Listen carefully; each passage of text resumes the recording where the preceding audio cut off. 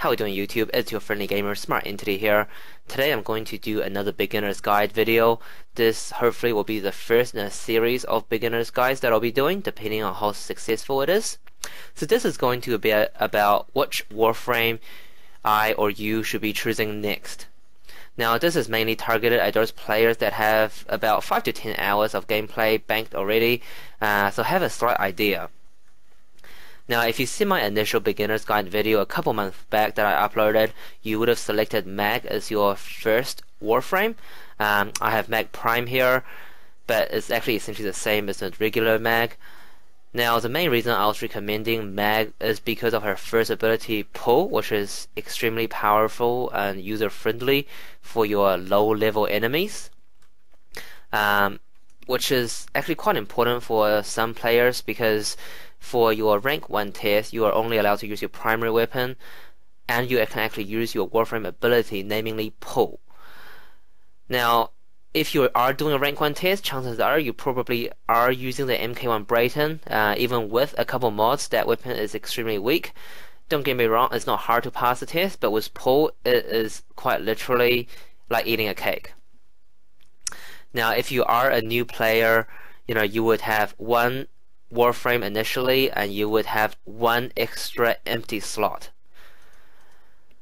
Now, you are given 50 plat to start with. What I've done was I bought one extra frame slot, and I bought 4 more weapon slots. You can, of course, buy 2 warframe slots. So warframe slots are 20 plat each, and weapon slots are 12 plat for 2 slots. So assuming if you've done what I did, so you have your initial warframe, which is Mag, and then you have 2 empty slots. Now the first warframe I recommend you getting is actually Rhino.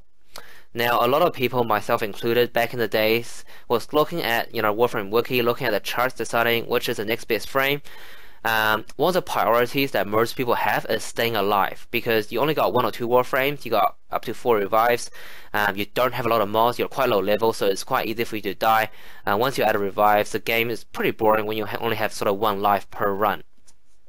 So most people are looking at either Rhino or Frost. Now I did sell my Rhino a couple of days back. I had a Forma in there, I had a Potato in there, I was thinking about it, but then I figured I could either waste another 20 plat buying a slot, or I can just sell the Rhino with the Potato and with the Forma. Anyway, so most people, such as myself, would be thinking, do I want Rhino or Frost, which have the highest sort of survivability based on stats, so armor, shield, health. I would recommend Rhino initially just because it's much more versatile. It is the most all-purpose frame, I would say, as far as running missions, and especially with solar map missions. Unless you're doing high survival, high defense, you definitely don't need any, spectacular builds. And as far as survivability goes, or in fact general gameplay goes, Iron's second ability, Iron Skin here, is I would say by far the most user-friendly ability in the game. It pretty much makes you immune to damage, immune to knockdown, all that kind of stuff for a certain amount of damage intake. So not so much immune, it merely sort of soaks up that damage, I should say. Now, if you consider what kind of solar map missions you'll be running, you'll be looking at capture, sabotage, spy, exterminate, all that kind of stuff. With capture, sabotage, spy, you quite literally can just put on Iron Skin, run from A to B, and then B to C, and then end the game. It's extremely useful, it runs extremely well, and there is quite literally no other frame quite like it. Now, recently I should say, with the leaders that they've added in the game, the ability that allows them to leech all your energy does penetrate through Iron Skin, so that's something to watch out for. But other than that, Iron Skin will pretty much get you through the whole solar map, not a problem. I wouldn't worry too much about Rhino's first ability because it's more of a travel utility than anything else, and if you have a decent weapon, something like Duicus, it'll give you much better travel utility. Rhino's third ability, Roar, again, wouldn't worry too much about in the early stages of the game. It does increase damage of pretty much everything, but because you're new in the game, you probably don't have things like max streamline or max fleeting expertise, in which case it's probably wouldn't justify the energy cost. And of course the force ability, again, very user friendly. Stomp, mass AoE damage, and whatever it doesn't kill, it suspends enemy in the air. Very good as a sort of hit and run tactic. And if you are sort of doing survival or defense especially, it's a good sort of crowd control ability to keep you as well as what you need to defend alive.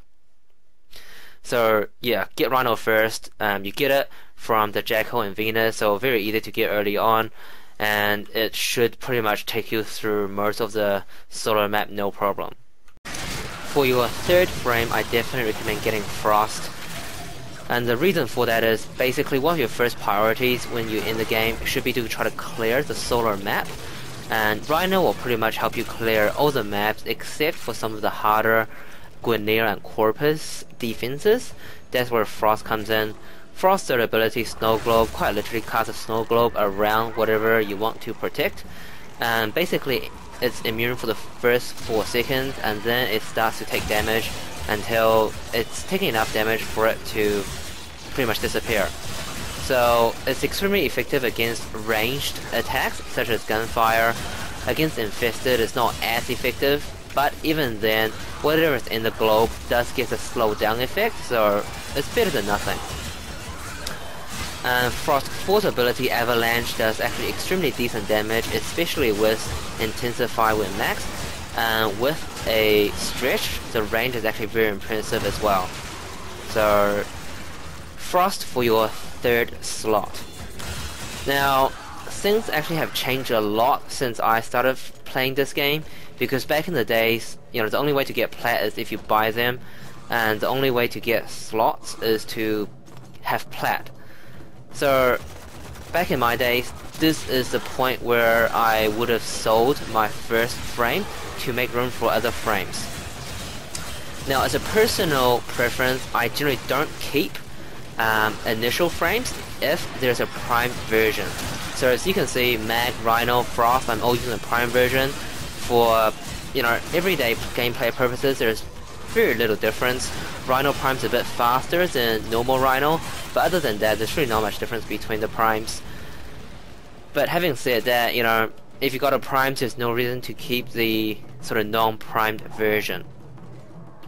Frost is dropped from the boss on Exeter on series, so if you're a newish player, you may or may not have this area unlocked, but just ask for a taxi in recruiting chat. Usually there'll be someone nice enough to take you. If not, then probably ask someone to take you as close as you can and then try to fight your way there. Because Frost is definitely sort of a essential frame to have at some point in the game. Okay, so now at this stage you have 3 frames, your initial frame, Frost and Rhino. If you're like me, you would have sold your initial frame at this stage to make room for another one. If you're lucky enough at this stage to have some good stuff, you can sell it for plat and buy a slot. Either way is fine. I personally have sold Excalibur, Loki and Mag, so at some point all these have reached level 30 with me, and now I've sold them for basically room for others. But you don't have to if you got the plat. If you buy plat, if you sold stuff for plat, that's perfectly fine to keep them. If you do sell them, you will lose everything you've done for them, i.e. the ranks and everything, the potato, the former. But anyway, back to your 4th frame. Now the 4th frame I recommend is Nekros. And the reason for that is basically because of Desecrate. Now, to be honest, you know, you're using Nekros pretty much for one of his abilities alone, and that's Desecrate. It's basically a farming ability. It definitely helps in survival where it gives you that oxygen, but it basically, in short, gives you a second roll at a enemy corpse for a chance to drop something. Now, your Desecrate won't look as spectacular as mine, just because I've pretty much optimized builders, but even with an unranked Desecrate, it will make your farming that much better, that much easier. And, you know, at this stage in the game, where you are about 30 to 50 hours in, you definitely want to craft some more weapons, and Desecrate will help you do that. Now, getting Nekros is not the easiest frame to get in the game. You basically have to go into Orokin Derelict Assassinations, where you basically need a key to get in. Now, most of the time there are at some point someone hosting it in recruit chat, so just ask for an invite. And if you do have Rhino, Frost, and have been in the game for about 30 hours or so, you should have a decent loadout to take on Lephantis, no problem. And to be honest with you, even if you aren't farming for Nekros, you should be sort of farming Lephantis at this stage anyway, just because it is the best place to get new rods as well as Orokin cells, two rare resources in the game that you will need a lot of if you're crafting pretty much anything.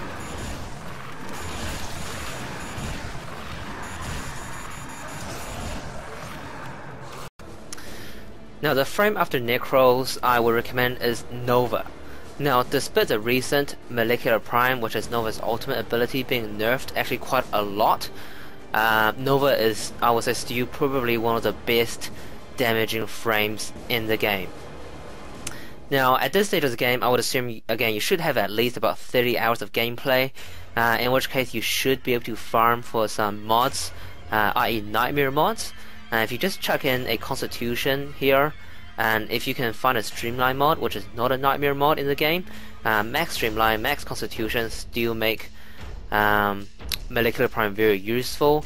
And if you got a Continuity as well, put that in, and that'll almost make the nerf not seem so significant.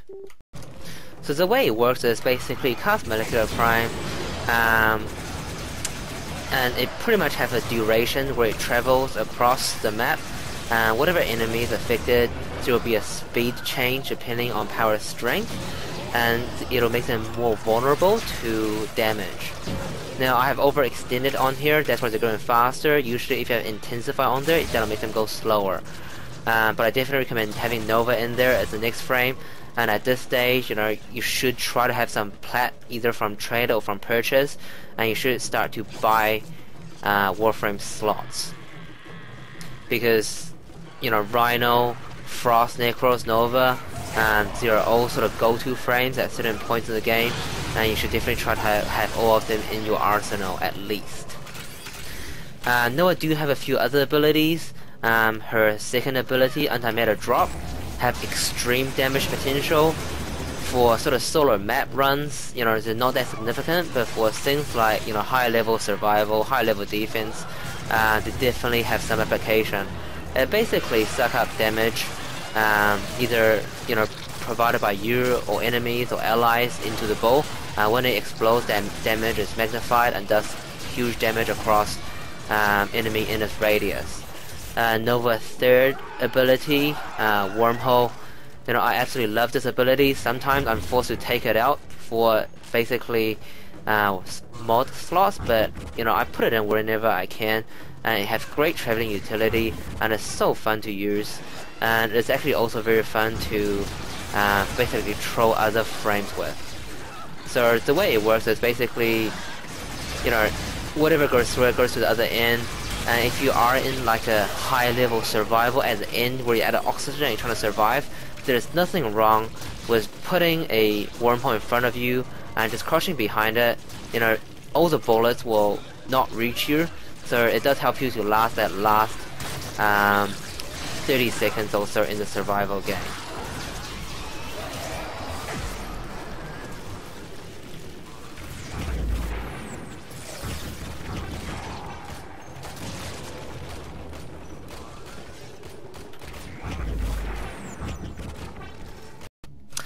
Alrighty, so Rhino, Frost, Nekros, Nova, these four I would consider to be the essential frames that any and every arsenal that's serious about the game should have. And beyond these frames, everything else can actually come in any order depending on your playstyle, which boss you want to fight, which boss you're comfortable fighting, and just how you want to play the game. At this stage, after you got these four frames, you should be well into the game with about 30 to 50 hours of gameplay. I will quickly mention, at this stage you can definitely try to farm for the primes to replace the non-primes. There's a few frames worth noting. Ember or Ember Prime with World on Fire, I have a build on my channel, please take a look. It's extremely useful to sort of farm your T1 Exterminate, Tower 1 Exterminate, or sort of lower level enemies. Next, right after its change with Absorb, was by far the strongest frame in the game. Now, I usually don't say this because there's no such thing as strongest frame, but right after Absorb got changed, it was the strongest frame in the game. Now it's back to pretty much another frame. The fact that you can't chain Absorb and you can't, use the God mode, quotation mark, anymore. Next is back to another frame, but it's still very useful with Chaos and Absorb. Absorb being still toggleable, Chaos being a great crowd control ability. Next is definitely worth having. Vauban was, Bastille and Vortex, but still extremely useful for Guinea, Corpus, Tower, and Vortex, extremely useful for Infested, either in defense, survival, or any kind of mission for that matter. A very useful and fun frame to play with. Another frame worth noting is Loki Prime, which I actually don't have right now. Just because right now it's actually worth selling Loki parts for plat. But Loki, which I have played with Invisibility, is another very interesting frame.